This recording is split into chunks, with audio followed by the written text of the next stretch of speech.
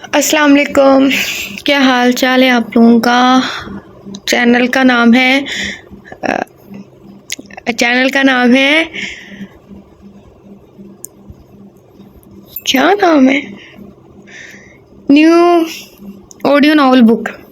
Channel का नाम है न्यू ऑडियो नावल बुक और हम हैं Iba. Welcome to the channel. और नावल पे हम आपका वेलकम करते हैं। उम्मीद है कि हमसे कोई गलती नहीं होगी, अगर होगी तो आप हमें माफ़ कीजिएगा, हम माज़रत ख़्वाह हैं, शुरू से ही बोल देते हैं। और नावल है दास्तान जनून बाय हमना। हम इस नावल का मुकम्मल नावल को रीड आउट करेंगे। हमारे पास लॉन्ग सा नावल है जिसे हम रीड आउट साथ साथ कर रहे हैं, तो इस वजह से आप क्या कहते हैं, वीडियो में आप लोगों को नावल मिलता रहे, इस वजह से ये एक शॉर्ट सी स्टोरी मतलब दरमियान में ली हमने। तो उम्मीद करती हूँ कि मैंने ये नावल पहले नहीं पढ़ा। उम्मीद करती हूँ, कुछ और बोलना था। मैंने ये नावल पहले नहीं पढ़ा, तो हम उम्मीद करते हैं कि ये नावल अच्छा हो। चलें जी, स्टार्ट करते हैं। इसके लिए अनाया को ढूंढना मुश्किल नहीं था। वो उसे हर कीमत पर अपने सामने देखना चाहता था। पिछले 2 घंटे से अनाया का मोबाइल भी बंद था, इसका गुस्सा भी था। अब तुम नहीं बचोगी अनाया, यह कहते हुए इसने गाड़ी की चाबियां उठाई और अपनी महल हवेली से बाहर निकल आया। वह एक बहुत बड़े पुलिस ऑफिसर का बेटा था, मगर इंतहाई बिगड़ा हुआ लड़का था।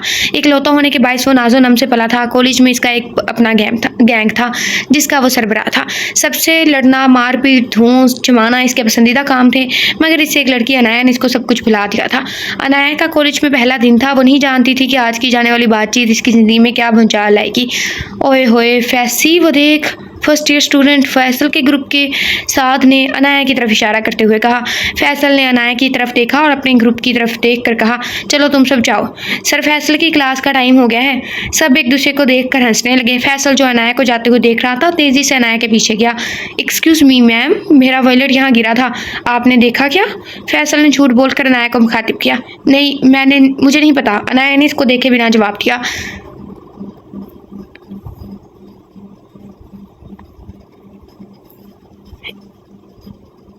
मेरा इसमें एटीएम कार्ड और पूरे 30,000 रुपये थे। अगर आपने देखा या उठाया है तो। फैसल ने जानबूझकर जुमला अधूरा छोड़ा। अनाया को शदीद गुस्सा चढ़ा। इसने गुस्से से फैसल की तरफ देखा और चीखी, क्या मतलब है? मैंने आपका पर्स उठाया? चोर लगती हूँ मैं आपको?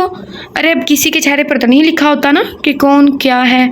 आप तो ऐसे भड़क रही हैं कि मुझे शक हो रहा है कि शायद आप नहीं। फैसल अपनी मुस्कुराहट छुपाते हुए बोला, लगता है इसने चांटा खाना है। अनाया का दिमाग घूम चुका था। इसका दिल चाहा कि सामने खड़े लड़के का कत्ल करते। कॉलेज के कुछ तुलबा भी वहाँ जमा हो गए थे। अनाया को कुछ समझ ना आया तो इसने एक जोरदार थप्पड़ फैसल के गाल पर सीट कर दिया। चल मेरे भाई। वहाँ मौजूद तुलबा हैरान रह गए क्योंकि अब अनाया ने बहुत बड़ी गलती कर दी थी। इस तमाशे के बाद फैसल ने कॉलेज जाना बंद कर दिया था। अनाया भी खौफजदा तो थी, मगर चंद दिन तक फैसल को कॉलेज में न देखकर इसने सुकून का सांस लिया और अपनी पढ़ाई पर तवज्जो देना शुरू कर दी। इस वाक़े को 5 दिन गुजर चुके थे, मगर अनाया नहीं जानती थी कि आज इसे इस थप्पड़ का जवाब देना होगा। फैसल ने अपने ग्रुप के कुछ लड़कों को अनाया के बारे में एक एक रिपोर्ट देने को कहा था। आज अनाया की तबीयत कुछ ख़राब थी, मगर वो कॉलेज का लेक्चर मिस नहीं करना चाहती थी। वो कॉलेज आ तो गई थी, मगर 11 बजे तक वो तेज़ बुखार में फंक रही थी। राबिया, जिसकी कॉलेज की दोस्त थी, इसने अनाया को घर जाने का मशवरा दिया। अनाया ने कॉलेज से जल्दी छुट्टी ली और घर की तरफ चल पड़ी। कॉलेज से बामुश्किल 10 मिनट का रास्ता था। अनाया अब एक सुनसान सड़क से गुजर रही थी। अचानक सामने से एक काले शीशों वाली गाड़ी आई और अनाया को गाड़ी में खींच लिया गया। अनाया ने चीखने की कोशिश की, मगर गाड़ी में बैठाते ही इसे बेहोश कर दिया गया था। एक तो मैंने समझ नहीं आती, कॉलेज के सारे रास्ते सुनसान किदा हो सकते। ये हमारी फुल पंजाबी थी, जैसे कि हम घर में बोलते हैं। वैसे बात हमारी ठीक है, हमारे कॉलेज का रास्ता अच्छा खासा ठीक है। मतलब गांव का जो रास्ता है ना, वो है थोड़ा सा सुनसान आगे जाता है, लेकिन कॉलेज सिटी में तो ठीक है। अनाया को होश आया तो एक बड़े कमरे में बिस्तर पर मौजूद थी। इसने चीखना शुरू कर दिया, मगर कमरा साउंड प्रूफ था। वो अब दरवाज़ा पीट रही थी, कोई है प्लीज़ प्लीज़ मुझे बाहर निकालो। बुखार में भी शिद्दत आती जा रही थी। वो नढाल सी होकर ज़मीन पर बैठी थी। इतने में दरवाज़ा खुलने की आवाज़ आई। दरवाज़ा खुलने की आवाज़ पर अनाया ने दरवाजे की तरफ देखा। एक 40-45 साल मुलाजमा खाना लिए खड़ी थी। इस औरत के पीछे 2 गनमैन खड़े थे, जिनकी गन का रुख अनाया की तरफ था। अनाया अंदर तक कांप कर रह गई। अगर चूंचा की तीते, कौन हो तुम लोग? मुझे यहाँ क्यों लाए हो? अनाया ने बामुश्किल जुमले अदा किए। किसी ने कोई जवाब नहीं दिया। मुलाजमा खाने की ट्रे मेज़ पर रखते हुए बोली, बीबी जी खाना खा लें। अनाया रोने लगी, मुझे घर जाने दो प्लीज़, मुझे घर जाना है। अरे वाह, पहली बार किसी शेरनी को रोते हुए देखा है। फैसल की आवाज़ ने अनाया को हिला कर रख दिया। अनाया ने दरवाजे की तरफ देखा। वहाँ फैसल खड़ा अनाया की बेबसी का लुत्फ़ उठा रहा था। तुम देखो प्लीज़, मुझे माफ़ कर दो, मुझे जाने दो। अनाया की रोते रोते हिचकियाँ बंद की। हा हा हा, अरे थप्पड़ पूरे कॉलेज के सामने और माफ़ी बंद कमरे में? ना ना ना, ये तो अच्छी बात नहीं ना। फैसल ने बेरहमी से कहा। मैं आपसे माफ़ी मांग रही हूँ ना, मैं कॉलेज में सबके सामने भी आपसे माफ़ी मांग लूँगी, प्लीज़ मुझे। अनाया से लफ्ज़ अदा नहीं हो रहे थे। अरे अरे, अभी तो गेम शुरू हुआ है, अभी से माफ़ी मत मांगो मेरी शेरनी, अभी तो मुझे सब हिसाब सूद समेत लेना है। ये कहते ही फैसल तेज़ी से आगे बढ़ा और एक भरपूर थप्पड़ अनाया के गाल पर सीध किया। और तेरी खैर हो गई। अनाया का सर घूम गया, बुखार और थप्पड़ की शिद्दत से वो बेहोश हो गई थी। 2 बज गए हैं सुमन, अनाया तो 1:30 बजे कॉलेज से आ जाती है ना, अम्मी ने घबराते हुए कहा। अरे अम्मी, आप क्यों परेशान हो रही हैं? काशान भाई लेने गए हैं ना अनाया को, पता नहीं क्यों मेरा दिल बहुत घबरा रहा है, अम्मी ने बेचैनी से कहा। अम्मी, एक तो आप फौरी परेशान हो जाती हैं, रुके मैं काशान भाई से पूछती हूँ, सुमन ने अम्मी को तसल्ली देते हुए कहा। कशान एक प्राइवेट जॉब करता था। कशान सुमन और अनाया इस घर की रौनक थे। सुमन कशान से 1 साल छोटी थी, अनाया सुमन से 10 साल छोटी थी। घर का सारा लाड प्यार अनाया को मिला था। घर भर की जान अनाया में थी। इस मिडिल क्लास फैमिली के पास प्यार और सुकून की दौलत थी। फैसल कमरे का दरवाज़ा खुलकर मुलाजमा और गनमैन्स के साथ अंदर दाखिल हुआ। अंदर का मंजर देखा तो इसकी होश उठ गए। अनाया ज़मीन पर बेसुध पड़ी थी। गिरते वक्त इसका सर मेज़ के कोने से टकराया था। खून की एक धार अनाया के माथे से निकलकर ज़मीन पर फैल रही थी। फैसल के दिल को कुछ हुआ। अनाया, वो चीखता हुआ अनाया के पास आया, इसके सर को उठाकर अपनी गोद में रखा और अपनी पॉकेट से मोबाइल निकाल कर डॉक्टर को फ़ोन मिलाने लगा। अम्मा, बाबा, कशान, सुमन सब घर में बुत बने बैठे थे। शाम के 5 बज चुके थे और अनाया का कुछ पता न था। कशान अनाया की सब फ्रेंड्स, कॉलेज के आसपास के लोगों से पता कर रहा था, मगर किसी को कुछ पता न था। अम्मा के आंसू रो रो कर खुश्क हो चुके थे। कशान को कुछ समझ नहीं आ रहा था।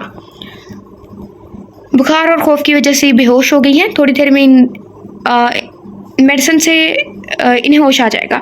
इनको कुछ खिलाकर डॉक्टर ने थोड़ी देर में इन्हें होश आ जाएगा, मेडिसिन दे, कुछ खिलाकर इन्हें मेडिसिन दे दें। डॉक्टर ने फैसल को हिदायत देते हुए कहा। शुक्रिया डॉक्टर, फैसल ने डॉक्टर से मुसाफा करते हुए कहा। तुम ज़रा अनाया के पास रुको, होश में आते ही इसे खाना दो और मुझे इन्फॉर्म कर देना। जी साहब जी, मुलाजमा ने सर हिलाते हुए कहा। रात के 8 बज रहे थे। कशान और उसके वालिद पुलिस स्टेशन में रिपोर्ट दर्ज करवा कर अभी घर पहुँचे थे। सुमन को सारा घर खाली खाली लग रहा था। वो कभी माँ को देखती, कभी दरवाजे की तरफ। इसे उम्मीद थी कि अनाया आ जाएगी। अनाया होश में आ चुकी थी। वो बिल्कुल गुमसुम बिस्तर पर बैठी थी। बीबी जी, खाना खा लें, मुलाजमा ने खाने की ट्रे रखते हुए कहा। अनाया ने जैसे सुना ही नहीं था। बीबी जी, साहब का हुक्म है कि आपको खाना खिला दूं, ऐसे मत करें, साहब मुझे छोड़ेंगे नहीं, थोड़ा सा खा लें। अनाया ने कोई जवाब नहीं दिया। मुलाजमा कमरे से बाहर चलेगी। फैसल मुलाजमा और गनमैन के साथ कमरे में दाखिल हुआ। इसे अनाया को देखकर दुख हुआ। ये गनमैन के साथ क्यों आ रहा है? कि इसे डर है अनाया से, या ये अनाया को डराना चाहता है? इसका दिल चाहा कि वह किसी भी तरह वक्त को वापस ले जाए। इतनी जल्दी है सास? एक ही दिन में अनाया का रंग सफ़ेद, आंखें वीरान हो चुकी थी। अनाया, फैसल ने होले से आवाज़ दी। अनाया की तरफ से कोई जवाब न पाकर वो बेड के करीब आया। अनाया ने फैसल की तरफ देखना भी गवारा नहीं किया। अनाया, प्लीज़ कुछ खा लो, इसके बाद जो तुम कहोगी वैसा करूँगा। फैसल ने इल्तिजा की। मुझे घर जाना है बस। अनाया ने अटल फैसला सुनाते हुए कहा। ओके डन, तुम बस खाना खा लो, इसके बाद तुम्हें घर छोड़ के आऊँगा। फैसल ने कहा। सुना नहीं तुमने, मुझे घर जाना है, कुछ नहीं खाना मुझे। अनाया भी अपने अल्फाज पर कायम थी। फैसल का दिल चाहा कि वो अनाया के आगे सरेंडर कर दे और इसकी हर बात मान ले, मगर वो अनाया को खोना नहीं चाहता था। वो नहीं चाहता था कि अनाया इससे दूर जाए। पता नहीं इसे क्या हो गया था। वो खुद हैरान था। फिलहाल इसे अपने आप को मजबूत जाहिर करना था। ठीक है, मत खाओ खाना, अब देखो कि क्या होता है। ये कहते ही फैसल गार्ड को आवाज़ देने लगा। जी साहब, हुक्म करें। गार्ड ने अंदर आते ही कहा। मुझे सुमन यहाँ चाहिए, आधे घंटे के अंदर। नाउ गो, फैसल ने हुक्म दिया। अनाया की जान निकल गई। सुमन आपी? क्यों? आपी को क्यों बुला रहे हो आप? अनाया ने पूछा। सॉरी, एक और अगवा करवाना पड़ रहा है मुझे। तुम्हारी बहन ही तुम्हें खाना खिलाएगी, इसकी बात तो मानोगी ना तुम? सुना है अगले महीने शादी है इसकी, मगर मेरी शेरनी को हिम्मत दिलाने के लिए वो मुझे यहाँ चाहिए। फैसल ने कहा। नहीं नहीं, आपी को नहीं, प्लीज़, मैं खाना खाती हूँ, आपी को नहीं। अनाया फैसल के कदमों में बैठी से इल्तिजा करने लगी। ओके, चुपचाप खाना खाओ, फैसल ने कहा। मुलाजमा ने सफ़र से उठाकर कुर्सी पर बिठाया। अनाया शिद्दत से रोते रोते खाने की कोशिश करने लगी। लगता है तुम्हारा रोना ऐसे बंद नहीं होगा सुमन को, फैसल ने धमकाते हुए कहा। नहीं नहीं, प्लीज़, आप ही को नहीं लाओ यहाँ, मैं नहीं रो रही। अनाया ने बेदर्दी से आंसू साफ किए और खाने लगी। अब मुझे घर जाना है, अनाया ने खाना खाते ही कहा। अब मुझे तुमसे निकाह करना है। हैं? फैसल ने दूबदू जवाब दिया। तुम्हारा दिमाग ख़राब तो नहीं हो गया? मैं जा रही हूँ, अनाया ने दरवाजे की तरफ बढ़ते हुए कहा। शौक से जाना, मगर मुझे शोहर होने का इख्तियार देकर जाना। फैसल एकदम सामने आ गया। अनाया ने फिर से रोना शुरू कर दिया। देखो प्लीज़, मेरा नाम फैसल है ओके, आई थिंक इधर लिखा हुआ है लिसन। अरे एक तो तुम कितना रोती हो, मेरा नाम फैसल है। क्यों इंग्लिश लिखते हैं फिक्रों में? मेरा फैमिली बैकग्राउंड आई थिंक सियासी है। मोम और डैड इंग्लैंड में सेटल्ड है। घर मेरे नाम है। इसके अलावा फार्म हाउस, बैंक पैलेस, ज़मीन, गाड़ी। और फैसल बता रहा था shut up, just shut up. Anaya ने इसकी बात काटते हुए कहा, किसी चीज़ में कोई इंटरेस्टेड नहीं है मुझे, तुम में या तुमसे रिलेटेड किसी चीज़ में कोई इंटरेस्ट नहीं है। मेरी मंगनी बचपन में ही मेरे कज़न से हो चुकी है, सो प्लीज़ तुम कहीं और कोशिश करो। अनाया ने फैसल को घूरते हुए कहा, ओ सॉरी ठीक है, निकाह का प्रोग्राम कैंसिल, अभी तुम आराम करो, रात के 9 बज रहे हैं, सुबह मिलते हैं। फैसल ने दरवाजे की तरफ जाते हुए कहा, अभी से इससे निकाह क्यों करना है? वैसे अजीब ही मतलब इंसान है। अब ये ना कोई कहे कि इससे मोहब्बत होगी मैं क्या करूँ उस बंदी का भी, मुझे में इतना इख्तियार नहीं है कि मैं हल्का सा चिपत रसीद कर दूँ उसके ऊपर। आप लोग यहाँ है भी नहीं ना, ऐसे कौन किसको मोहब्बत होती है? ओ हेलो मिस्टर XYZ, मैं यहाँ 1 मिनट नहीं रुकूंगी। अनाया भी दरवाजे की तरफ बड़ी, जी आप जाएं। फैसल ने मुस्कुराते हुए कहा। अनाया ने फैसल को हैरान होकर देखा कि इसे क्या हुआ है, मगर इसे सिर्फ यहाँ से बाहर निकलना था। वो तेज़ी से कमरे से बाहर निकली। फैसल के लबों पर मुस्कुराहट मजीद गहरी होगी। अनाया कमरे से बाहर निकली तो एक बहुत बड़ा बरामदा था, जगह जगह पर गनमैन्स खड़े थे। अनाया के कदम मजीद तेज़ हुए। बरामदे के अतराफ में बड़े कमरे थे। बरामदा खत्म हुआ तो आगे एक वसी और ईज सेन था। अनाया तेज़ी से सेन में भागने लगी। काफ़ी बड़ा सेन अबूर करने के बाद इसे मेन गेट नजर आया तो उसकी जान में जान आई। अनाया भागकर गेट के पास पहुंची। ये लोहे का बहुत बड़ा गेट था जो मुकम्मल तौर पर मुकफिल था। गेट के सामने मौजूद दीवारें काफ़ी ऊंची थी जिन पर खारदार तारें लगी हुई थी। गेट के साथ मौजूद कुर्सी पर एक चौकीदार मौजूद था। इसके साथ भी 2 गनमैन मौजूद थे। घर की निगरानी के लिए हर तरफ CCTV कैमरे लगे थे। गेट खोलो, अनाया ने गुस्से से चौकीदार से कहा। सॉरी मैम साहब, हम साहब जी के इजाज़त के बगैर गेट नहीं खोल सकता, चौकीदार ने जवाब दिया। मैं तुम्हारे साहब जी से पूछ कर ही यहाँ तक आई हूँ, गेट खोलो। अनाया चीखी। नहीं, हमको गेट खोलकर साहब क्या तो मन्ना नहीं, चौकीदार ने जवाब दिया। सारे चौकीदार पठान ही होते हैं। अनाया ने पीछे मुड़कर देखा तो इसके होश उड़ गए। पीछे एक बड़ा बुलडॉग खड़ा था। अनाया चीखी और सहम कर सामने दीवार से लगकर खड़ी हो गई। पिलर से टेक लगाए खड़ा फैसल अनाया को देखकर महसूस हो रहा था। तुम पागल हो, इतने बड़े कुत्ते को खुला छोड़ा हुआ है? अनाया ने डरते डरते चौकीदार से पूछा। बुलडॉग और अनाया में सिर्फ 3 फीट का फासला था। अनाया ने बेबसी से फैसल की तरफ देखा जो अनाया की तरफ देखकर मुस्कुरा रहा था। कुत्ते से हमें कहाँ काबू किया जा सकता है, हम अपना बता रहे हैं। जब भी कुत्ता नजर आता है हम किसी के भी साथ हो उसका दुपट्टा पकड़ लेते हैं, और अगर मतलब बाबा साथ हो तो उनके पास। बचपन में हमें कुत्ते ने काट लिया था ना, इसलिए बस तब से डर बैठ गया। तुम अभी तक गई नहीं? फैसल ने जान बनते हुए कहा। गेट खुलवाओ, अनाया ने सहमी आवाज़ में फैसल को कहा। ये गेट तो अब मिसिस फैसल ही खुलवा सकती हैं, आगे आपकी मर्जी, फैसल ने मुस्कुराते हुए कहा। अनाया ने रोना शुरू कर दिया। वो जान चुकी थी कि मुकाबला अपनी जिद का पूरा है। वो किसी भी कीमत रात यहाँ नहीं गुजारना चाहती थी। इसे अभी सिर्फ घर जाना था, इसके पास कोई रास्ता नहीं बचा था। मजबूर होकर इसने कहा ठीक है और रोती हुई कमरे में भागी। आधे घंटे के अंदर निकाह का इंतजाम हुआ। जाने कब निकाह हुआ, कौन गवाह थे, अनाया को कुछ समझ नहीं आ रहा था। चलो जी, रात के 11 बज रहे थे, सब जा चुके थे। फैसल कमरे में दाखिल हुआ। अनाया के आंसू भी बह रहे थे। फैसल जानता था कि अनाया से अभी कोई बात नहीं की जाए तो बेहतर है। चलो अनाया, घर छोड़ के आऊँ तुम्हें, फैसल ने धीरे से कहा। अनाया फैसल को बिना देखे कमरे से निकल गई। फैसल भी अनाया के पीछे चलने लगा। दोनों गेट के पास पहुंचे। फिर बाहर एक गाड़ी खड़ी थी। गाड़ी से ड्राइवर गाड़ी खड़ी थी आगे, फिर इंग्लिश है।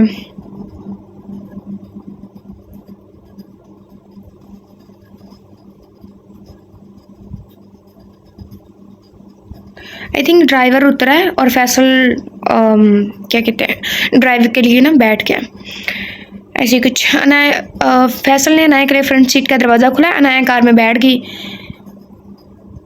फैसल खुद ड्राइविंग सीट पर बैठकर कार स्टार्ट करती। कार में खामोशी छाई हुई थी। अनाया फैसल ने इस खामोशी को तोड़ते हुए कहा। अनाया की तरफ से कोई जवाब न पाकर फैसल दोबारा बोला।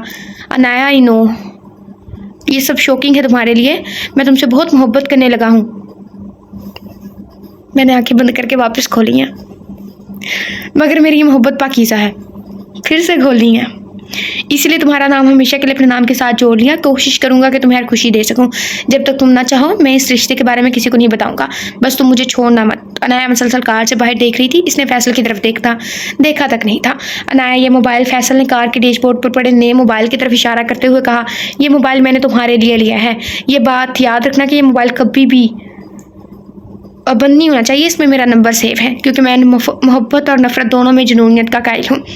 ये कहते ही फैसल ने ज़बरदस्ती मोबाइल अनाया के हाथ में थमा दिया। अनाया के घर के करीब पहुंचकर कार रुकी। अनाया तेज़ी से कार से उतरी और दरवाज़ा पीटने लगी। कशान ने दरवाज़ा खोला। अनाया कशान के गले लगती हुई बेहोश हो गई।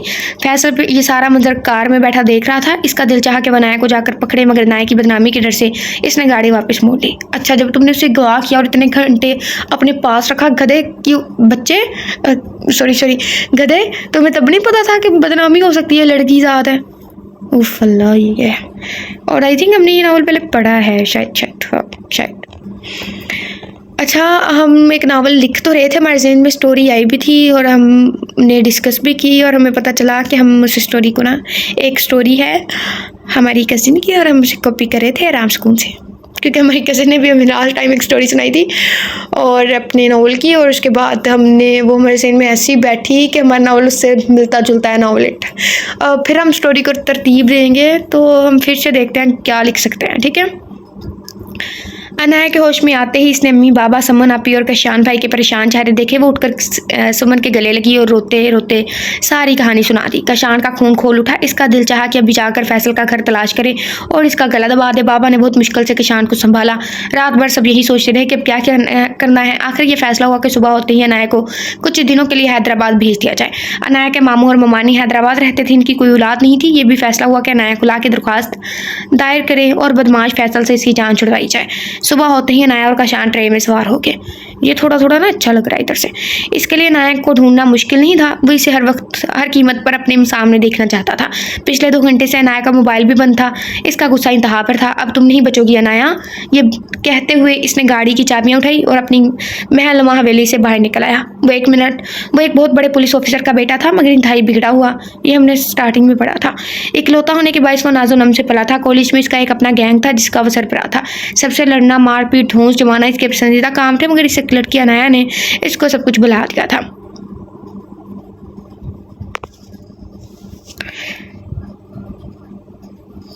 और ट्रेन हैदराबाद आकर रुकी। अनाया और कशान उतरे और टैक्सी की तलाश करने लगे। ओह नो शिट यार, ये मोबाइल बैटरी भी अभी डेड होनी थी। कशान ने परेशान होकर कहा, जी भाई, अम्मी बाबा भी परेशान होंगे। अनाया ने पर्स चेक करते हुए कहा। पर्स में से मोबाइल निकला है जो फैसल ने दिया था। अनाया ने एहतियात के तौर पर यह मोबाइल अपने पास रखा था। वो इतना जान गई थी कि फैसल जुनूनी शख्स है, मगर सुबह हैदराबाद के लिए निकलते ही इसने मोबाइल ऑफ कर दिया था। सुमन को अपनी खैरियत की इतला देने के लिए इसने मोबाइल ऑन किया। मगर सुबह हैदराबाद के लिए निकलते ही इसने मोबाइल ऑफ कर दिया था। सुमन को अपनी खैरियत की इतला देने के लिए इसने मोबाइल ऑन किया। ये इतनी पागल कैसे हो सकती है। आओ बैठो, टैक्सी आ गई है। किशान की आवाज़ आई।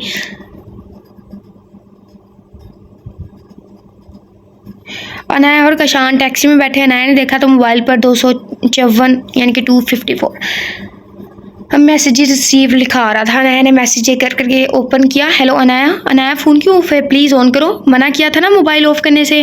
अनाया, प्लीज़ यार ऑन करो मोबाइल, तुम अच्छा नहीं कर रही हो। इस तरह के कई मैसेजेस मोबाइल स्क्रीन पर जगमगा रहे थे। बेवकूफ़, बदतमीज़, पता नहीं क्या समझता है खुद को। My foot. अनाया इस तरीके से बड़बड़ाई। क्या हुआ अनाया? सुमन को फ़ोन मिलाओ।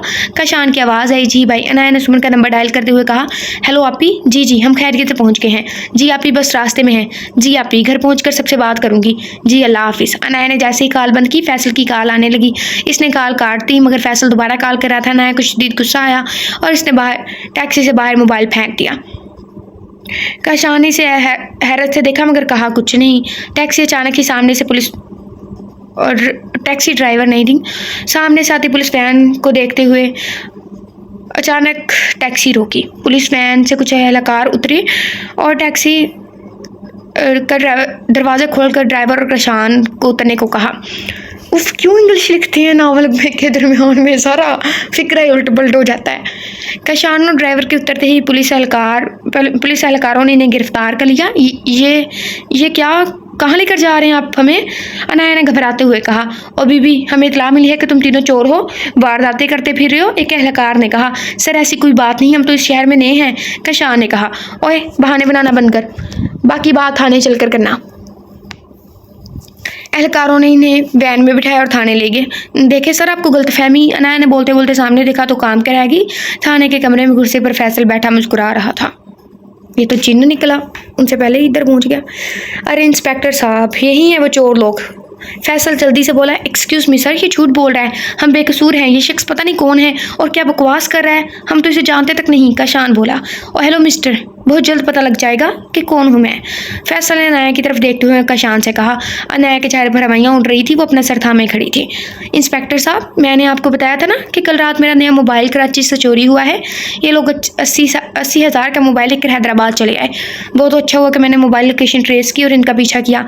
मैं कॉल करके कह रहा था कि मेरा मोबाइल वापस करो, मगर इन लोगों ने पकड़े जाने के डर से मोबाइल ही टैक्सी से बाहर फेंक दिया। फैसल ने संजीदगी से कहा। अनाया की आंखें खुली की खुली रह गई। ये झूठ बोल रहा है, अनाया ने चीखते हुए कहा। और रियली? फिर आप बताएंगे कि सच क्या है?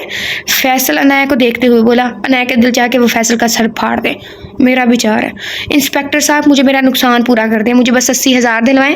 फैसल संजीदगी से बोला। कशान की आंखें हैरत से फैल गई। जब हम 80,000 जब हमने कुछ किया ही नहीं तो किस बात के पैसे दे तुझे? कशान का दिमाग घूम रहा था। ओए, हर चोर यही बोलता है कि इसने चोरी नहीं की। इंस्पेक्टर गुस्से से बोला। 2 दिन हवालात की हवा खाएगा ना तो सब मानेगा, डालो इसे हवालात में। इंस्पेक्टर ने कशान की तरफ इशारा करते हुए कहा। नहीं नहीं, मेरे भाई को छोड़ो, हमने कुछ नहीं किया, प्लीज़ भाई को नहीं, प्लीज़ हमारा यकीन करें, ये शख्स झूठ बोल रहा है। अनाया चीखते चीखते रोने लगी। और बीबी, जाओ जाकर पैसों का, ये वकील का इंतजाम करो, ये रोना धोना बाहर जाकर करो।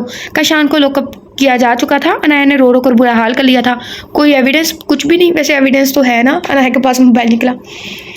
ओके इंस्पेक्टर साहब, मैं चलता हूँ, जब पैसे मिले तो मुझे बता देना, फैसल ने इंस्पेक्टर से मुसाफा करते हुए कहा। फैसल ने एक नज़र अनाया को देखा और बाहर निकल गया।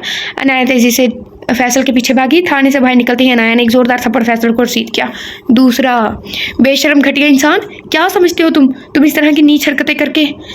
अभी अनाया की बात पूरी ना हुई थी कि फैसल ने एकदम अनाया को बाजू से पकड़ा और गाड़ी में धक्का दिया। छोड़ो मुझे, मैं कहती हूँ छोड़ो मुझे।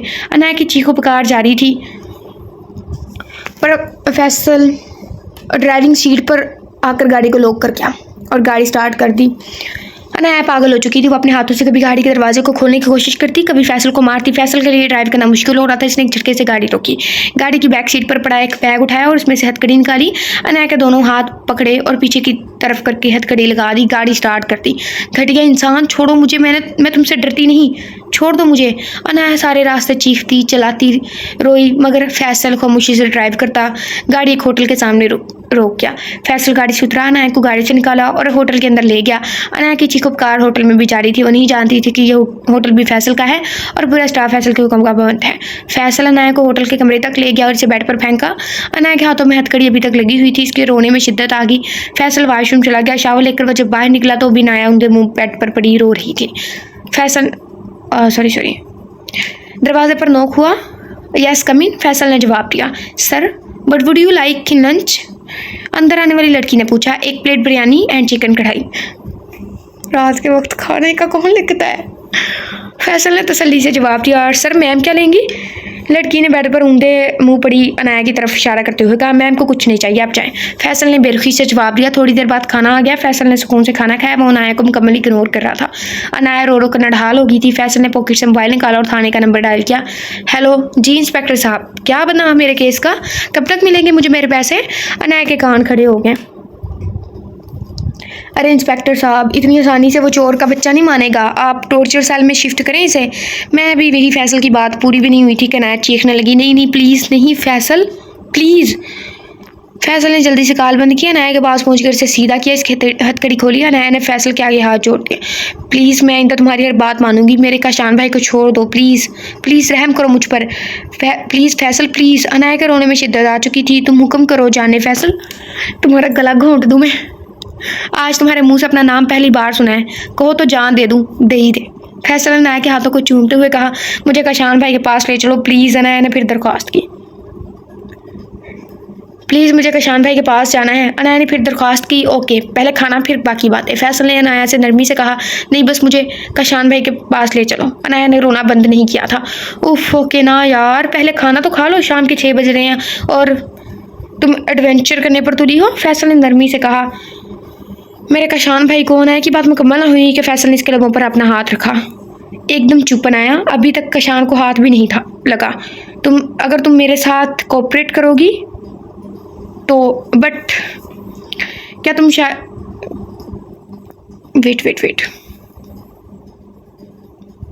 अगर तुमने मेरे साथ कोऑपरेट नहीं किया तो ऐसे आएगा, शायद हम कशान से मिलने हॉस्पिटल जाएं। आगे तुम खुद समझदार हो। फैसल ने संजीदगी से कहा। अनाया खौफ से काम कर रहेगी, वो फैसल को देखती रहेगी। मैंने रात ही तुमसे कहा था अनाया कि मैं मोहब्बत और नफरत दोनों में जुनूनियत का कायल हूँ। हमारे निकाह के बाद मैंने तुम्हें मना किया था कि मुझसे दूर मत जाना। तुम मुझे बिना बताए कराची से निकली। फैसल का लहजा तलख हुआ। मैं सिर्फ अपने मामू से मिलने आई थी। अनाया ने बेचारगी से कहा। तुम ढंग से झूठ भी नहीं बोल सकती मेरी शेरनी। फैसल ने अनाया का हाथ थामते हुए कहा, मैंने तुम्हें कहा कि मोबाइल ऑफ ना करना, तुमने इसको भी तोड़ दिया। स्टोरी ठीक है, फास्ट है, लेकिन ये कुछ ज़्यादा ही फास्ट है। और फास्ट मतलब बाकी चीज़ों से मुझे कभी फास्ट मतलब कोई फास्ट नहीं लगी चीज़ें। मुझे बस तभी फास्ट लगा जब उसने कहा कि मुझे उससे मोहब्बत हो गई है। आंखें झपकी और मोहब्बत हो गई।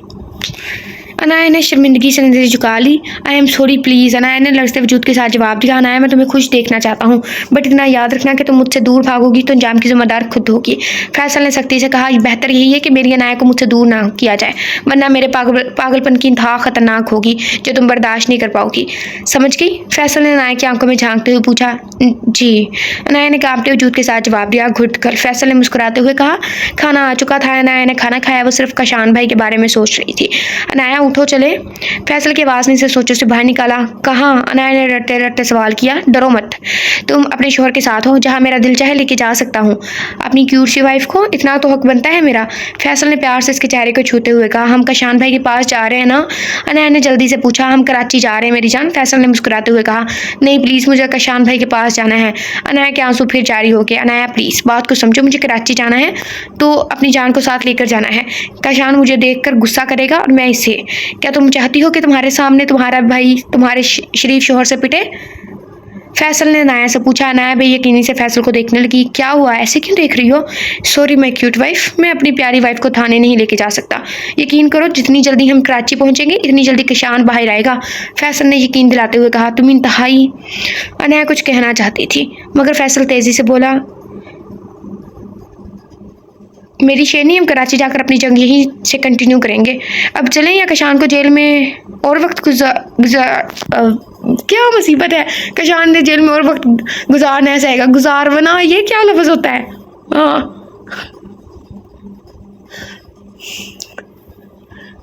अल्लाह, ये मेरा गुस्सा। अनाया गुस्से से पैर पड़ते हुए कमरे से बाहर निकली। फैसल चेहरे पर मुस्कुराहट से जाए इसके पीछे चला। ऑल राइटर, ऑल रीडर्स, मैं आप लोगों से एक बात कहना चाहती हूँ जो इंतहाई इम्पोर्टेंट है और खलल के लिए मासूम। हमें अभी भी एक कमेंटमेंट शुरू हुआ जिसका मैंने कोई ख़ास असर नहीं लिया, बट आप लोगों को समझा दूँ। हम नावल में मजाक करते हैं तो इसका ये मतलब नहीं है कि राइटर की लिखी गई तहरीर को हम गलत बोल रहे हैं, ऐसा कुछ भी। जहाँ पे तनकीद होती है, मतलब अगर आपको कोई बुराई नज़र आए तो एक अच्छा इंसान वही होता है जो तनकीद को भी बर्दाश्त करे कि ये मेरी बेहतरी के लिए है। जब जहाँ पे मतलब आप लोगों को नावल अच्छा ना लगा हो तो राय देना हमारा काम है, लेकिन राय ऐसी देनी चाहिए कि इंसान हर्ट ना हो। और हम पूरी कोशिश करते हैं कि हम फ़नी वे में राय दें, राइटर हर्ट ना हो हमारा। हमने जितने भी नॉवेल्स में बोले हैं या कुछ कहा है कि हीरोइन इतनी मासूम है या यहाँ से ये सीन ऐसे वैसे, जो मतलब कुछ भी है, मतलब जितना भी हम बोले हैं तो हम उसे फ़नी वे में बोले हैं कि आप लोग बोलना हो ऐसा कुछ भी, ठीक है। ज़्यादातर लोग यानी कि 96% लोग हमारे बोलने को अप्रिशिएट करते हैं और 4% लोगों को हमारा बोलना नहीं पसंद, ठीक है। तो हम बस इसलिए बोलते हैं कि एक तो लोग बोलना हो उन्हें पसंद है, या हम भी अपनी चले राय दे देते हैं। साथ साथ में वही बातें हमारे जहन में घूम रही होती हैं और वही बातें रीडर्स के जहन में घूम रही होती हैं, कभी कभी ऐसा होता है। और दूसरी बात ये है कि हम राय अपनी देते हैं, ये हमारा हक है। राइटर ने लिखा हुआ है और एज अ रीडर हम पढ़ते हैं तो ये हमारा हक है, लेकिन हम कोशिश करते हैं कि हम इसे पॉजिटिव वे में दें। तो प्लीज़ आप अपनी बकवास बंद रखें। क्या कहते हैं, हीरोइन आप ज़्यादा तेज़ हैं, आप पता नहीं उन्होंने क्या कहा, मैं समझ नहीं आई, हमें याद नहीं आ रहा। वेट अ सेकंड, हम देख के बताते हैं।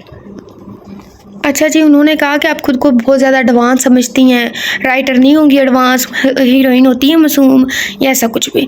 देखें, हम आप सबको कहना चाहेंगे, हमने बहुत से नावल रीड किए हैं, तो हमें काफ़ी ज़्यादा एक्सपीरियंस हो गया है। मतलब कोई नावल की स्टोरी ऐसी होती है जो आपके जहन में रह जाती है, कोई ऐसी होती है कि भूल जाती है, जब वापस पढ़े तब जहन में आती है, और जो नहीं भूलती ना, वही असल नावल होते हैं। मतलब यहाँ वही असल अल्फाज होते हैं जो राइटर मतलब भूलने नहीं देते।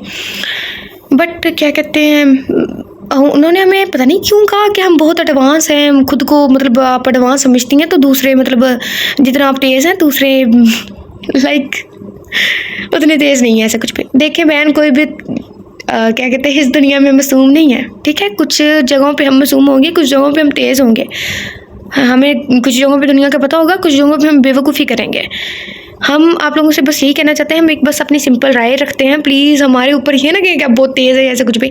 हमने कब आपसे कहा है कि आप हमें तेज़ कहें या बहुत आहिस्ता कहें? किसी के लिखे गए को हम जज इसलिए करते हैं, जज भी हम पॉजिटिव वे में करते हैं, लेकिन हमने आपको नहीं कहा कि आप हमें जज करें, क्योंकि हम आपके सामने ऐसा लिखा हुआ पेश नहीं हो रहे। So please.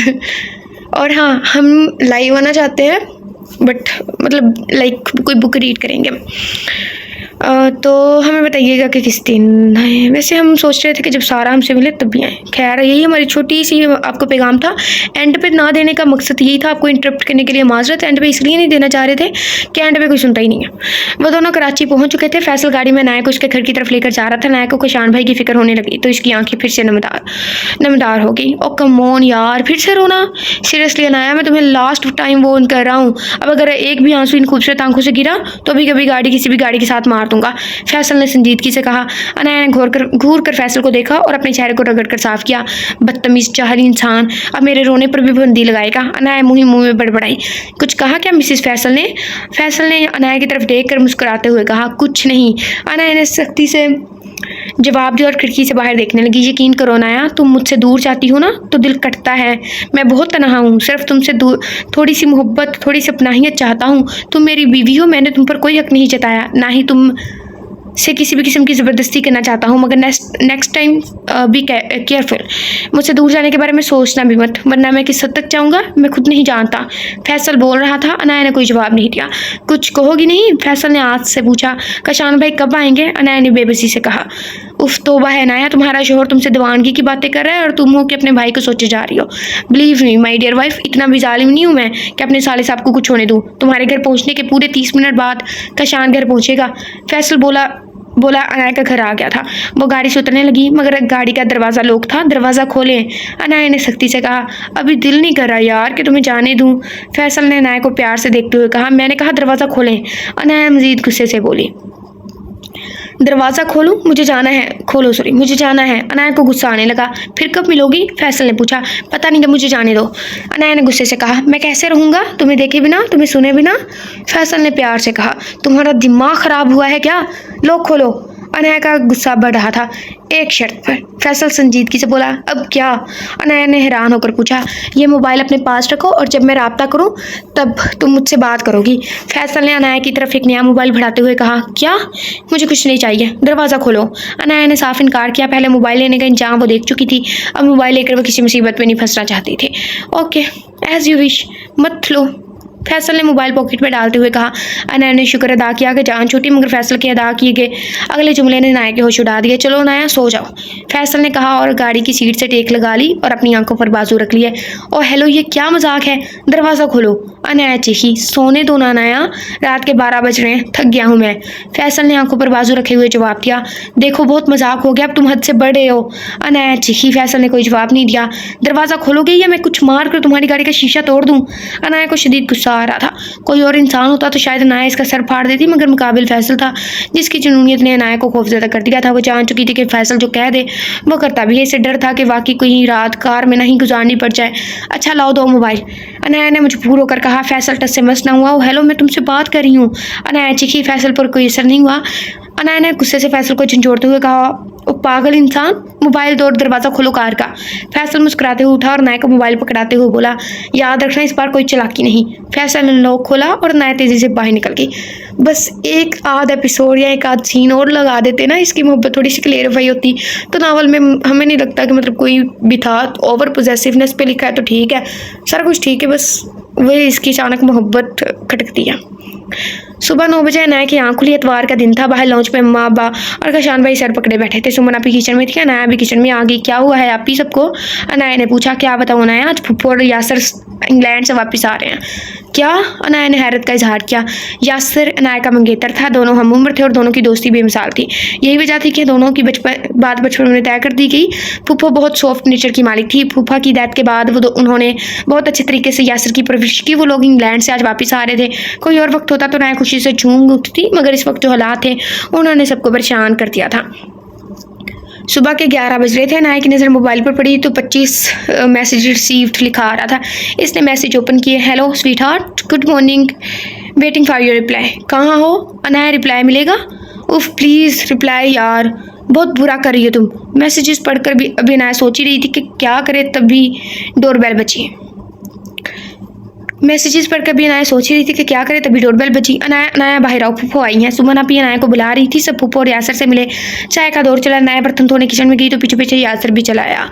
हेलो अनाया, खैरियत है? नो लिफ्ट का बोर्ड क्यों लगाया हुआ है तुमने? यासर ने चहकते हुए कहा। नहीं, ऐसी कोई बात नहीं, अनाया ने घबराते हुए कहा। तो फिर कैसी बात है? यासर ने इसी के अंदाज में पूछा। इतने में सुमन आपी किचन में दाखिल हुई। अरे यासर, तुम यहाँ हो? अम्मी और पप्पो याद करेंगे तुम्हें। कोई तंग करने वाला नजर जो नहीं आ रहा इनको? सुकून अच्छा नहीं लग रहा ना इस कमरे में? आपी ने हंसते हुए कहा। ओह, उड़ा लें आपी मेरा मजाक। बस ज़रा अनाया फ्री हो जाए तो हम दोनों सबको ठीक कर देंगे। क्यों अनाया? यासर ने अनाया को मुखातिब करते हुए कहा। हाँ वो ठीक है, अभी जाओ तुम। अनाया आने वाले वक्त का सोचकर घबरा रही थी। Anaya, are you all right? Yasir को अनाया काफ़ी परेशान लगी। अरे यासर, वो अनाया ने अभी 2 हफ्ते पहले ही कॉलेज में एडमिशन लिया है ना, तो बस वो पढ़ाई का सोच कर ही परेशान रहती है। आपी ने बात को संभालते हुए कहा। अरे बस इतनी सी बात? मैं हूँ ना अनाया, पता है मैं भी इसी कॉलेज में तुम्हारी help studies I think admission ले रहा हूँ। स्टडीज़ में तुम्हारी हेल्प भी हो जाएगी। और पिक एंड ड्रॉप। यासर अभी बोल ही रहा था कि अनाया के हाथ से ग्लास टूट कर गिरा। ओहो अनाया, ध्यान से, कांच तो नहीं लगा तुम्हें? यासर ने फिक्रमंदी से पूछा। नहीं, मैं ठीक हूँ, अनाया ने सर हिलाकर जवाब दिया। यासर, फूफो की आवाज़ आई। जी अम्मी आया। यासर किचन से निकला। अनाया, क्या हो गया है? संभालो खुद को, ऐसे रिएक्ट करोगी तो कितनी मुश्किल हो जाएगी। प्लीज़ संभालो खुद को, आपी ने अनाया को समझाते हुए कहा। आपी मुझे बहुत डर लग रहा है, वो सबको मार देगा। आपी वो किसी को नहीं छोड़ेगा। प्लीज़ आपी इस दलदल से निकालो मुझे। अनाया सुमन के गले लगकर रोने लगी। रात हुई तो अनाया कमरे में आई। मोबाइल चेक किया तो कोई मैसेज या कॉल नहीं थी। अनाया को हैरानी हुई कि मुकाबले इतना खामोश कैसे हो गया। इसे डर लगा कि यह खामोशी किसी तूफान का पेश खेमा ना हो। अगले दिन अनाया जल्दी तैयार हुई और यासर को साथ लिए बिना कॉलेज चली गई। यासर ने इसे कहा भी था कि सुबह साथ चलेंगे, मगर फैसल की जुनूनियत का ख्याल ही अनाया को खौफ में मुब्तला कर रहा था। अच्छा, हमारे पास आप लोगों के लिए सरप्राइज़ है। आप लोगों ने जिस नॉवल की रिक्वेस्ट की थी उन नॉवल पे हम काम करें और जल्द ही वो आप लोगों को मिल जाएंगे, ठीक है? कॉलेज के अंदर दाखिल हुई तो गेट के पास ही राबिया मिल गई। कॉलेज में किसी की भी हिम्मत नहीं कि अनाया से पूछे कि वो कहाँ चली गई थी। सब जानते थे कि फैसल को मारा गया, थप्पड़ इसने नज़रअंदाज नहीं किया होगा, मगर ये बात फैसल के ग्रुप के अलावा कोई नहीं जानता था कि वो बनाया नहीं अनाया फैसल की हैसियत से कॉलेज में आई है। राबिया और अनाया क्लासेस लेने चले गए। क्लास के बाद अनाया और राबिया ग्राउंड की तरफ जा रहे थे कि सामने से यासर आता दिखाई दिया। राबिया कैंटीन चली गई जबकि अनाया को वहीं रुकना पड़ा। हद है अनाया, वैसे मैं तुमसे शदीद किस्म का नाराज़ हूँ, यासर ने कहा। क्यों, मैंने क्या किया? अनाया ने इधर उधर देखते हुए परेशानी से पूछा कि कहीं फैसल ना आ जाए। एक तो हमसे अटका भी नहीं जाता जब हीरोइन अटकती है, और बाद में हम अपनी आवाज़ सुन लेना कि हमें बहुत हंसी आती है कि हम किस तरह से अटक रहे थे। अजीब बुरी आवाज़ है हमारी। हीरोइन तो हीरो के सामने ऐसे अटकती है जैसे शुरू से ही अटकती हो। ओए मैं इधर हूँ, तुम यहाँ वहाँ किसे ढूंढ रही? यासर ने अनाया के आगे चुटकी बजाते हुए कहा। जल्दी बोलो, मैं सुन रही हूँ। अनाया जल्द से जल्द वहाँ से हटना चाहती थी। मुझे ये बताओ कि सुबह मुझे साथ लेकर क्यों नहीं आई? मुझे सुबह देर हो रही थी, अनाया ने कहते हुए नजरें उठाई तो रंग फक हो गया। कुछ ही फासले पर फैसल के ग्रुप का मेंबर साथ खड़ा था, जो मोबाइल पर शायद फैसल से बात कर रहा था और अनाया और यासर की तरफ ही देख रहा था। चलो जी, एक तो चुगलखोर ही बहुत है। मुझे सुबह देर हो रही थी, अनाया ने कहते हुए नजरें उठाई तो रंग फक हो गया। कुछ ही फासले पर यासर फैसल के ग्रुप का मेंबर साथ खड़ा था, जो मोबाइल पर शायद फैसल से बात कर रहा था और अनाया और यासर की तरफ ही देख रहा था। मुझे क्लास लेनी है, तुम बचकाना बातें मत किया करो मेरे साथ।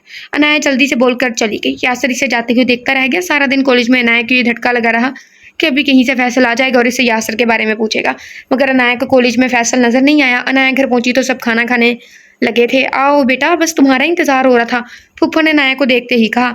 मुझे भूख नहीं है, यासर खाना छोड़कर कमरे में चला गया। कशान ने हैरत से फूफो को देखा। इसे क्या हुआ फूफो?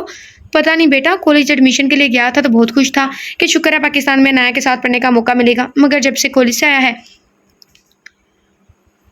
मूड ऑफ किया हुआ है, कह रहा है कि मुझे कोई एडमिशन नहीं लेना। अनाया तुम्हें पता है क्या बेटा, क्या हुआ है इसे? यासर को तो गुस्सा आता ही नहीं। क्या हुआ कॉलेज में? फुप्पो ने अनाया की तरफ देखते हुए कहा। नहीं नहीं फुप्पो, मेरे सामने तो कुछ नहीं हुआ। अनाया घबरा गई। इसे खुद पर गुस्सा आने लगा कि क्या जरूरत थी इसे यासर से तलखी से बात करने की। अनाया सुमन आपी ने कमरे में दाखिल होते ही अनाया को आवाज़ दी। जी आपी, अनाया ने जवाब दिया। गुड़िया मुझे बताओ, आज तुम्हारी और यासर की क्या बात हुई है कॉलेज में? आपी ने नरमी से पूछा। कुछ नहीं आपी, क्या बात होनी है हमारी, अनाया ने साफ मुकरते हुए कहा। नाया आजकल तुम बहुत टेंशन में हो, मैं जानती हूँ, मगर जो भी हुआ इसमें यासर का कोई कसूर नहीं, इसे किस बात की सज़ा दे रही हो? आपी ने इस्तफसार किया। अनाया की आंखें नम होने लगी। आपी आप जानती है ना कि मैं ये सब क्यों कर रही हूँ? मैं नहीं चाहती कि यासर को किसी किस्म का नुकसान पहुँचे। आपी फैसल बहुत ख़तरनाक है, वो बिल्कुल पागल है। आपी बिल्कुल पागल है, मुझे बहुत डर लगता है आपी, बहुत डर। अनाया फूट फूट कर रोने लगी। सुमन से अपनी बहन की हालत देखी नहीं गई, वो भी अनाया के गले लग कर रोने लगी। रात के खाने पर भी यासर नहीं आया, सब परेशान हो गया। आप लोग फिक्र ना करें, मैं भी यासर को कान से पकड़ कर लाती हूँ। चलो अनाया तुम भी मेरे साथ। सुमन ने अनाया को उठने का इशारा किया। अनाया भी सुमन के साथ यासर के कमरे की तरफ चल दी। सीज फायर या सीजर फायर आई थिंक आएगा, कंफर्म नहीं है। सुमन यासर के कमरे में दाखिल होते ही बोली। अनाया चलो सॉरी बोलो यासर को। आपी ने अनाया का कान खींचते हुए कहा। ओफो आपी आराम से, अनाया दर्द से चलाई। आपी मत करे प्लीज़, अनाया को दर्द हो रहा होगा ना। यासर बेड से खड़ा होता हुआ बोला। वो शुरू से ही ऐसा था, अनाया के मामले में दर्जा एहसास। चोट अनाया को लगती तो दर्द यासर को होता। ये कौन सा सिस्टम फिट था? ओके, तुम्हारे कहने पर छोड़ रही हूँ इसे यासर, अब जल्दी से सुलह करो तुम दोनों, सुमन वार्न करते हुए बोली। मैं 2 मिनट में आई, ये कहकर सुमन बाहर चली गई। नाराज़ हो? अनाया ने यासर से पूछा। नहीं, हमारी दोस्ती कब थी जो नाराज़ हूँगा, यासर ने जवाब दिया। अच्छा ठीक है, फिर एक काम करना। अनाया की हिस्स मजाक फड़की। क्या? यासर ने पूछा। तुम ना 10-12 दिन और खाना मत खाना, खर्चा कम होगा हमारा। अनाया मुस्कुराहट छुपाने की कोशिश करने लगी थी। उफ, शुक्र है तुम मुस्कुराई तो, जब से आया हूँ तुम्हारी एक स्माइल देखने के लिए तरस गया था यार। यासर इसे देखकर मुस्कुराने लगा। इतने में सुमन आई। अंदर आते ही यासर सॉरी बोला। अंदर आते ही बोली सॉरी। यासर सॉरी बोला अनाया ने तुम्हें, या और कान खींचो इसके? नहीं नहीं आपी, कान पकड़कर सॉरी बोला है मैंने, सच्ची, अनाया मासूमियत से बोली। तीनों हंसने लगे और खाना खाने चलती है। अगले ही दिन यासर का कॉलेज में एडमिशन हो गया था। इस दिन भी फैसल कॉलेज नहीं आया था। अनाया ने सुकून का सांस लिया। घर आकर मोबाइल देखा तो कोई मैसेजेस या कॉल नहीं थी। अनाया को हैरानी हुई, मगर एक सुकून था कि जान बची हुई है। अनाया और यासिर साथ कॉलेज जाने लगे। आज तीसरा दिन था, मगर फैसल का कुछ पता नहीं था। अनाया, मैं 1 बजे तक कॉलेज के गेट के पास तुम्हारा वेट करूंगा, फिर दोनों साथ ही घर चलेंगे। यासिर ने अनाया को कहा। ठीक है। अनाया ने सर हिलाया। अनाया की क्लास 12 बजे ही खत्म हो गई थी। वो कैंटीन की तरफ बढ़ रही थी कि सामने से साद आता दिखाई दिया। भाभी, फैसल भाई का फ़ोन है, आपसे बात करना चाहते हैं। साद ने अनाया की तरफ मोबाइल बढ़ाते हुए कहा। एक तो ये लड़के के दोस्त जो भाभी कहते हैं, जब हमारी एक कज़िन थी उसको बोला था, हमारी तो हंसी छूट गई थी। वैसे सही है, यही कहना चाहिए, बट फिर भी थोड़ा ना शायद सा फील आता है। भाभी, फैसल भाई का फ़ोन है, आपसे बात करना चाहते हैं। साद ने अनाया की तरफ मोबाइल बढ़ाते हुए कहा। अनाया परेशान होने लगी। पहले सोचा मना कर दे, मगर फैसल की जुनूनियत का सोच कर ही कांप उठी। अनाया ने साथ से मोबाइल ले लिया। साथ वहाँ से चला गया। क्या है? अनाया ने मोबाइल कान से लगाते ही गुस्से से कहा। उफ, मेरे 3 दिन कॉल या मैसेजेस ना करने पर इतना गुस्सा? फैसल मासूम से लहजे में बोला। बस कह दिया जो कहना था तुमने, अब बाय। अनाया को गुस्सा आया। हाँ अनाया, फ़ोन बंद करने की गलती मत करना। अच्छा नहीं लगेगा कि आज सारा कॉलेज तमाशा देखे कि मैं अपनी बीवी को गोद में उठाकर सबके सामने लेकर जाऊँ, फैसल ने वॉर्न करने वाले करते हुए कहा। फ़ोन क्यों किया है? अनाया ने घबराते हुए कहा। मोबाइल कान से लगा कर रखो, कॉलेज गेट के पास आओ, फैसल ने नया हुक्म जारी किया। क्यों? अनाया मज़ीद घबराई। ओके, तुम वहीं रुको, मैं आकर तुम्हारे क्यों का जवाब देता हूँ, फैसल ने गुस्से से कहा। नहीं प्लीज़, मैं जा रही हूँ कॉलेज गेट के पास। अनाया काम कर रहेगी। गुड गर्ल, फैसल ने मुस्कुराते हुए कहा। अनाया कॉलेज गेट के पास पहुँच गई थी। अनाया, सामने देखो, गेट के पास साथ खड़ा होगा, इसको मोबाइल वापस करो और गेट से बाहर निकलो। मैंने ड्राइवर और मुलाजमा को भेजा है, इनके साथ जल्दी से मेरे पास आ जाओ। क्या? अनाया को सर चकराता हुआ महसूस हुआ। देखो प्लीज़, मैं कल आ जाऊंगी, प्लीज़ अभी घर में किसी को बता कर नहीं आई। अनाया ने बेबसी से कहा, ठीक है अनाया, तुम बताओ। कशान को दफ्तर से 2 बजे छुट्टी होती है और आज वो मेरा मेहमान होगा। तुम ना सही, कशान सही, घर इन्फॉर्म कर देना। फैसल ने गुस्से से कहा, नहीं प्लीज़, मेरी बात। अनाया कुछ कहना चाहती थी मगर फ़ोन बंद हो चुका था। अनाया ने टाइम देखा, 12:30 हो रहे थे। यासर ने क्लास से 1 बजे फ्री होना था। यासर इसका इंतज़ार करेगा, मगर फैसल ने अगर कशान भाई को अगवा कर लिया तो इससे आगे वो कुछ सोच ना सकी। इसने मोबाइल साथ को पकड़ाया और जाकर फैसल की भेजी हुई कार में बैठ के चंड मारे बंदा दे। बीबी जी, फैसल के, ठीक है साहब, इस कमरे में है। मुलाजमा ने कमरे की तरफ इशारा करते हुए कहा। अनाया इस कमरे के अंदर दाखिल हुई। अंदर का मंजर इसके लिए शौक था। फैसल कुर्सी पर बैठा था, इसके हाथ में एक पिस्टल था जिसे वो बहुत इत्मीनान से देखते हुए मुस्कुरा रहा था। ये पिस्टल तुम्हारे हाथ में क्यों? अनाया ने कांपते हुए कहा। ओ तो तुम आ गई अनाया, तुम्हारा बॉडीगार्ड कहाँ है? फैसल ने कुर्सी से उठकर अनाया की तरफ कदम बढ़ाए। कौन? किसकी बात कर रहे हो तुम? अनाया पीछे हटते हुए बोली। Just shut up Anaya. Faisal गुस्से से धाड़ा। अनाया सहम कर हैगी। फैसल प्लीज़, मैं तुम्हें बताने वाली थी कि वो यासर। अनाया रोने लगी थी। एकदम चुप अनाया, तुम मुझे जो भी बताने वाली थी वो सुनने का वक्त नहीं मेरे पास। फैसल शदीद गुस्से में था। 2 दिन, सिर्फ 2 दिन का टाइम है तुम सबके पास। अगर 2 दिन बाद भी वो लड़का मुझे अपने ससुराल में नजर आया तो अच्छा नहीं होगा। सुना तुमने? दूर है वो मेरी बीवी से। फैसल मजीद गुस्से से चीखा। फैसल कमरे से बाहर निकल गया और अनाया दीवार से लगी आंसू बहाने लगी थी। कमाल है आपी, अनाया घर नहीं पहुंची, पूरा कॉलेज खाली हो गया तो मैं आया, घर नहीं आई तो कहाँ गई वो? यासर ने फिक्रमंदी से सुमन से पूछा। वो यासर वो अनाया की फ्रेंड है ना राबिया, इसकी मदर की तबीयत ठीक नहीं, बताया था इसने मुझे, वहाँ गई होगी। आपी ने बहाना बनाकर यासर को मुतमईन करने की कोशिश की मगर वो जानती थी कि अनाया कहाँ होगी। अनाया गुमसुम खड़ी थी कि मुलाजमा कमरे में आई। बीबी जी, साहब आपका खाने पर इंतज़ार कर रहे हैं। मुलाजमा ने कहा। अनाया चुपचाप इसके साथ चलने लगी। मुलाजमा अनाया को कमरे का बताकर चली गई। अनाया कमरे में दाखिल हुई तो सामने कमरे में एक कुर्सी पर फैसल बैठा था। डाइनिंग टेबल पर खाना लगा था। आओ अनाया, बैठो, खाना खाओ। फैसल दोस्ताना अंदाज में बोला जैसे कुछ हुआ ही ना हो। मुझे भूख नहीं है फैसल, वो प्लीज़, वो मेरे घर वाले परेशान हो रहे होंगे। अनाया डरते डरते बोली। कौन परेशान हो रहा होगा, घर वाले या घर में मौजूद बाहर वाला? हाँ। फैसल को फिर से गुस्सा आने लगा। अनाया सहम गई और चुपचाप खाना खाने लगी। तुम्हें जेलसी हो रही है, तुम बेतबारी कर रहे हो, समझ नहीं आ रहा। खाना खत्म हुआ तो फैसल ने मुलाजमा से चाय बनाने का कह दिया। फैसल बैठा मुसलसल अनाया को देख रहा था। अनाया को उसकी नज़रों से घबराहट होने लगी। वो खौफजदा नज़रें झुकाए बैठी थी। फैसल ने अनाया को मुखातिब किया। जी। अनाया ने नज़रें उठाए बिना जवाब दिया। तुमने मेरा हाल नहीं पूछा? 3 दिन से मैं बुखार में पड़ा था, एक कॉल भी नहीं की तुमने कि मैं कहाँ हूँ। फैसल ने शिकवा करते हुए कहा। मुझे नहीं पता था। अनाया मुसलसल खौफजदा थी। अब तो पता चल गया है ना, अब पूछ लो। फैसल खड़ा होकर अनाया की तरफ बढ़ा। अनाया घबरा कर खड़ी हुई। क्या पूछूं? यही कि मैं कैसा हूँ, तुम्हें कितना याद किया, तुम्हें कितना मिस किया, पूछो ना। फैसल अनाया का बाजू पकड़ते हुए बोला। फैसल प्लीज़। अनाया ने खुद को छुड़वाने की कोशिश की मगर फैसल की गिरफ्त काफ़ी मजबूत थी। इतने में दरवाजे पर दस्तक लो कर लो बात। दस्तक हुई। फैसल पीछे हटा और कुर्सी पर बैठ गया। यस, फैसल बोला। मुलाजमा चाय लेकर आई थी, चाय खत्म हुई। अनाया ने घड़ी की तरफ देखा, दोपहर के 3 बज रहे थे। अनाया ने फैसल को देखा कि शायद वो इसे घर जाने की इजाज़त दे दे। फैसल अनाया की बेचैनी समझता था। घर जाना चाहती हो? फैसल ने मुस्कुराते हुए कहा। अनाया ने डरते डरते इस बात में सर हिलाया। ओके, ले जाऊंगा, लेकिन 3 दिन बाद, फैसल ने संजीदगी से कहा। अनाया ने सर उठाकर से देखा। फैसल बिल्कुल संजीदा था। अब मेरी बीवी मुसलसल 3 दिन से मुझे इग्नोर कर रही थी तो इतनी सज़ा तो मिलनी चाहिए ना इसे कि वो पूरे 3 दिन सिर्फ मेरे पास रहे। फैसल संजीदगी से बोला। नहीं फैसल प्लीज़ नहीं, अम्मी अबू आपी भाई सब परेशान होंगे, प्लीज़ ऐसा मत करें। अनाया दरख्वास्त करने लगी। ओके, अब मेरी बीवी का हुक्म है कि मैके जाना है तो बंदा ना चीज़ क्या कर सकता है। फैसल मुस्कुराहट के साथ बोला। चलो चले। फैसल कार की कीज उठाते हुए बोला। अनाया भी खड़ी हो गई। अनाया का घर आ गया था। वो गाड़ी से उतरने लगी मगर दरवाज़ा लॉक था। इसने बेबसी से फैसल की तरफ देखा। फैसल मुस्कुराने लगा। प्लीज़ ये दरवाज़ा। अनाया दरवाजे की तरफ देख कर बोली। हाँ, इसे दरवाज़ा कहते हैं।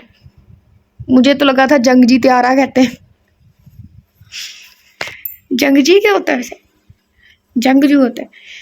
प्लीज़ ये दरवाज़ा। अच्छा, दरवाज़ा। अनाया दरवाजे की तरफ देखकर बोली। हाँ, इसे दरवाज़ा कहते हैं। फैसल ने मुस्कुराते हुए कहा। नहीं, मेरा मतलब है कि दरवाज़ा लॉक है, प्लीज़ खोलें इसे। अनाया ने नज़रें झुकाकर कहा। एक शर्त पर। फैसल ने नरमी से कहा। ये रिंग पहनकर। फैसल ने एक छोटी सी डिब्बिया में से नाजुक सी डायमंड रिंग निकालते हुए कहा। नहीं नहीं, मैं ये नहीं लूँगी। अनाया ने इनकार किया। तो ठीक है, वापस चलते हैं 3 दिन के लिए तुम्हारे ससुराल। फैसल ने कार स्टार्ट करते हुए कहा। नहीं नहीं फैसल प्लीज़। अनाया ने झट से एक हाथ आगे कर दिया। फैसल ने मुस्कुराते हुए उसे रिंग पहनाई। अब तुम्हारे हाथ से ये कभी ना निकले। फैसल ने लॉक खोला। अनाया बाहर निकलने लगी तो फैसल बोला, याद रखना अनाया। क्या? अनाया ने मुड़कर पूछा। सिर्फ 2 दिन। फैसल ने एक बार फिर मौन किया। अनाया तेजी से कार से निकली और अपने घर की तरफ भागी। अनाया ने डोरबेल पर हाथ रखा। सुमन ने दरवाज़ा खोला। अनाया की रोई रोई आंखें देखकर सुमन समझ गई कि वो कहाँ से आ रही है। अनाया प्लीज़ अंदर। यासर 100 मरतबा पूछ चुका है कि अनाया कब आएगी। संभालो खुद को, इसके सामने खुद को मजबूत जाहिर करो। आपी ने सरगोशी के अंदाज में कहा। जी आपी। अनाया ने गहरी सांस लेते हुए कहा और अंदर जाने लगी। अनाया ये रिंग। आपी ने हैरत से अनाया के हाथ की तरफ इशारा करते हुए कहा। जी आपी, ये इसी पागल ने दी है। अनाया ने रिंग उतारते हुए कहा। अनाया ने रिंग उतार कर कॉलेज बैग में डाल दी। रात को 10 बजे फैसल की कॉल आई। अनाया का दिल तेजी से धड़का। अब क्या कहना है इसे। अनाया ने सोचा कॉल काट दी। कॉल दोबारा आने लगी। अनाया ने कॉल दोबारा काट दी मगर ये वो भी फैसल था जिद का पक्का। कॉल दोबारा आने लगी। अनाया ने कॉल काट दी। कॉल फिर से आने लगी। हेलो। अनाया ने कॉल स्टैंड की। क्या मैं पूछ सकता हूँ कि तुम्हारी प्रॉब्लम क्या है। फैसल इंतहाई गुस्से में था। मैं सोने लगी थी। अनाया ने आस्तगी से कहा। ओके कल कॉलेज पहुंचो, फिर देखो कैसे नींद उड़ाऊंगा। फैसल ने गुस्से से कॉल काट दी। अनाया को डर लगा और वो रोते रोते सो गई। सुबह अनाया अकेली कॉलेज पहुंची। राबिया के साथ वो क्लास की तरफ बढ़ रही थी कि सामने फैसल अपने ग्रुप के साथ खड़ा था। इसने घूर कर अनाया को देखा। अनाया तेजी से क्लास में चली गई।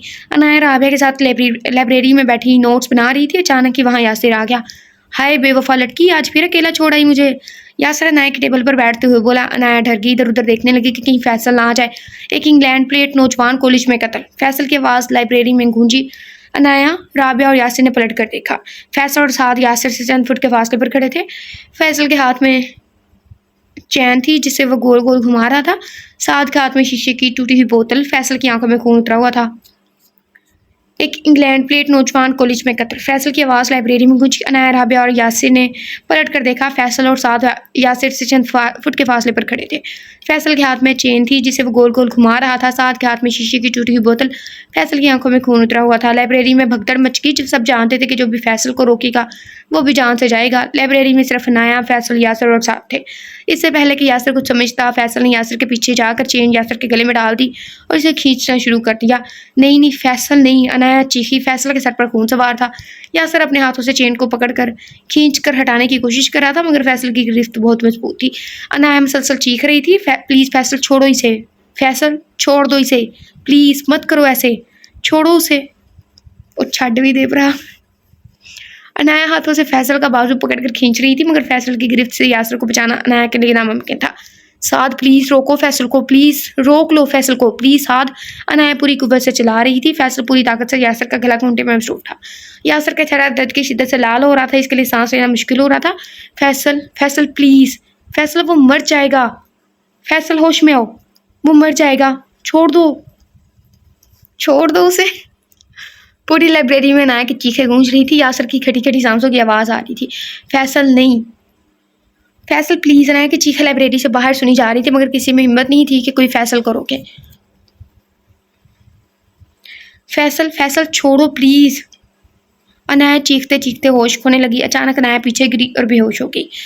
अनाया, फैसल जोर से चीखा और घबरा कर यासिर को छोड़कर अनाया की तरफ लपका। पहले ही वैसे ही गिर जाती तुम। मतलब नहीं भी गिर रही थी ना, बेहोश नहीं हो रही थी, वैसे ही हो जाती। छोड़ तो देता। अनाया को होश आया तो वो कॉलेज के कमरे में बेंच पर लेटी थी। इसका सर फैसल की गोद में था और फैसल इसके चेहरे पर झुका इसे आवाज़ें दे रहा था। अनाया, फैसल होले से बोला। अनाया ने फैसल को देखा। अनाया को कुछ देर पहले का मंजर याद आया तो उसकी आंखें नम होने लगी। अनाया प्लीज़ रोना बंद करो। I am really sorry. Anaya रो मत, मैं तुम्हें रोता नहीं देख सकता। फैसल फिक्रमंदी से बोला। अनाया ने फैसल के गोद से उठने की कोशिश की मगर फैसल ने ये कोशिश नाकाम बना दी। अनाया प्लीज़ कुछ तो बोलो, तुम लड़ लो, चीख लो, मार लो मुझे, बट खामोश मत रहो प्लीज़। अनाया, फैसल की आंखों में आज पहली बार नमी भर आई। अनाया प्लीज़, तुम जो कहोगी मैं करूँगा। तुम्हारी हर बात मानूंगा, but please talk to me please. Faisal भराई आवाज़ में बोला। पानी। अनाया ने आहिस्ते से कहा। हाँ हाँ ये लो पानी। फैसल ने अपनी बैग से बोतल निकाली। अनाया को सहारा देकर उठाया और बोतल इसके मुंह से लगा दी।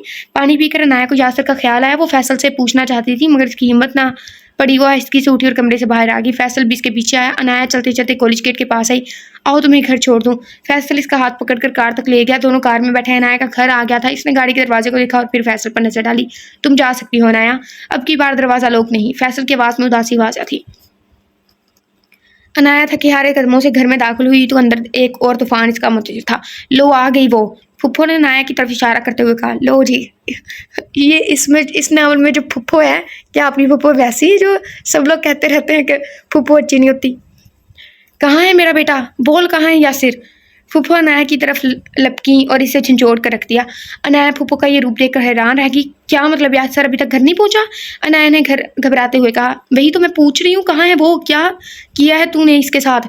बोल। फूफो चिल्लाई। फूफो मुझे नहीं पता कुछ भी, अनाया ने फिक्रमंदी से कहा। झूठ मत बोलो, खत्म करो अपनी इस ड्रामे को जो इतने दिन से तुमने लगाया हुआ है। बस मुझे मेरा बेटा चाहिए। हम आज ही चले जाएंगे यहाँ से। बस तुम मुझे बता दो यासिर कहाँ है। देखो मैं तुम्हारे आगे हाथ जोड़ती हूँ।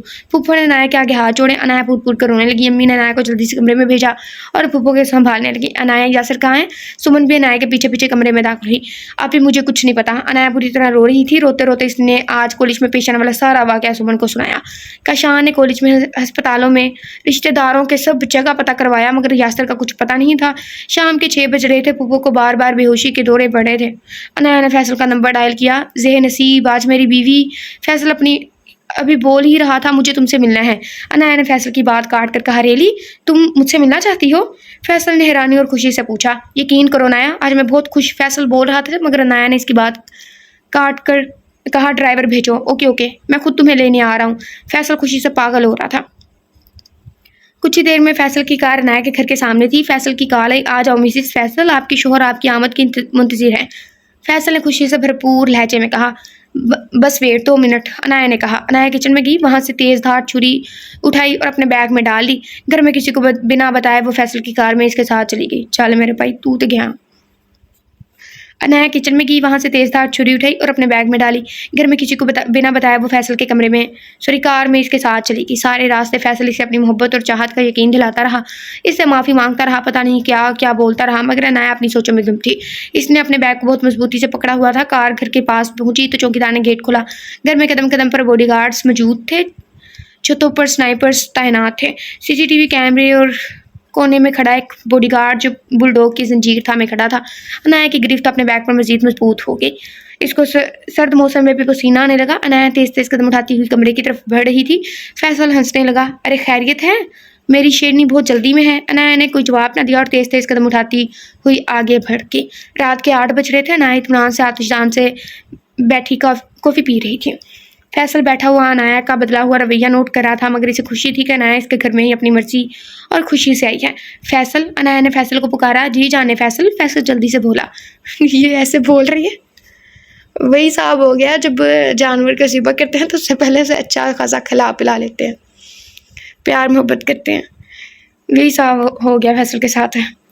मुझे कुछ कहना है, अनाया ने कहा। तो कहो ना, मैं भी तुम्हें सुनना चाहता हूँ। फैसल अनाया के हाथों को चूमता हुआ बोला, यहाँ नहीं, ऐसी जगह जहाँ सिर्फ मैं और तुम हो। मैं अपनी मोहब्बत का इजहार किसी ऐसी जगह करना चाहती हूँ जहाँ सिर्फ मैं और तुम हो। अनाया सुकून से बोली। फैसल ने हैरत से अनाया को देखा।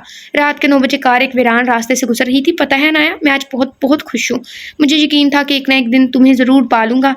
मेरा बस नहीं चल रहा कि तुम्हारे लिए क्या कर गुजरूं। तुम्हारा साथ मेरे लिए। फैसल मसलसल बोल रहा था। गाड़ी रोको, अनाया ने इसकी बात काट कर कहा। फैसल ने एक झटके से गाड़ी रोकी। मुस्कुरा कर अनाया का हाथ थाम कर बोला, अगला हुक्म। अनाया ने आहिस्ते से हाथ छुड़ाया। दरवाज़ा खुलकर बाहर निकल गई। फैसल भी बाहर निकला। ये एक घना जंगल था। दूर दूर तक कोई नहीं था। गुप्त अंधेरा था। गाड़ी की हेडलाइट्स रोशन होने की वजह से कुछ दूर तक रोशनी फैली हुई थी। आओ फैसल, मैं तुमसे अपनी मोहब्बत का इजहार करूं। इस लम्हे को तो हमेशा याद रखोगे। अनाया सुकून से बोली और फैसल का हाथ थाम कर इसे अपने करीब करने की कोशिश करने लगी। फैसल जो अब तक अनाया का बदला हुआ रूप देखकर हैरत में मुब्तला था, वह तेजी से आगे बढ़ा और अनाया को गले से लगाने लगा। इस लम्हे अनाया ने छुरी फैसल के पेट में घूंप दी।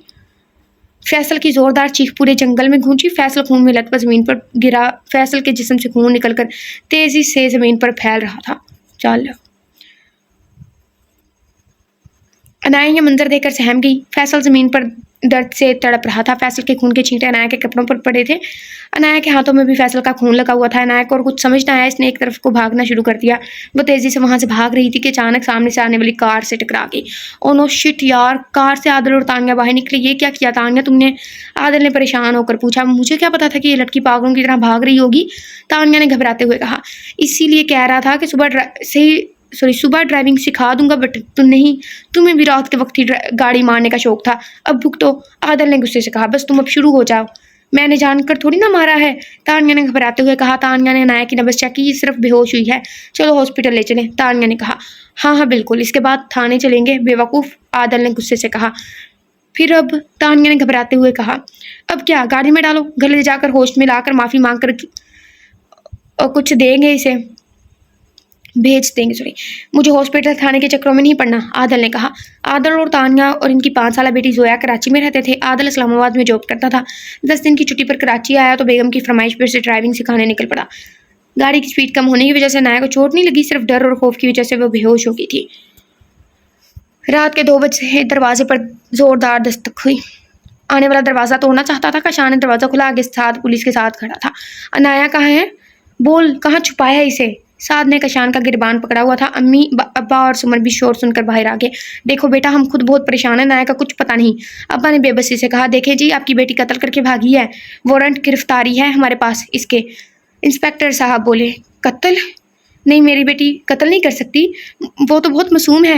मैं जानती हूँ अपनी बेटी को, अनाया नहीं मार सकती किसी को। अम्मा चलाते चलाते रोने लगी। तलाशी लो घर की, इंस्पेक्टर ने एहलकारों को इशारा करते हुए कहा। घर की तलाशी लेने पर अनाया ना मिली तो पुलिस वाले कशान को पकड़ कर ले गए।